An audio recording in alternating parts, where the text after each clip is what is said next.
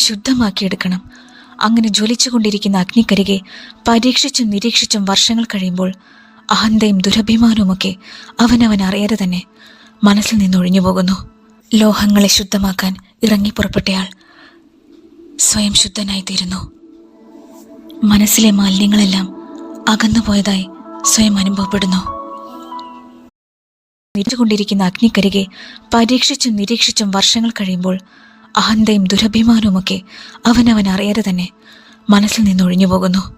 ലോഹങ്ങളെ ശുദ്ധമാക്കാൻ ഇറങ്ങി പുറപ്പെട്ടയാൾ സ്വയം ശുദ്ധനായിത്തീരുന്നു. മനസ്സിലെ മാലിന്യങ്ങളെല്ലാം അകന്നുപോയതായി സ്വയം അനുഭവപ്പെടുന്നു.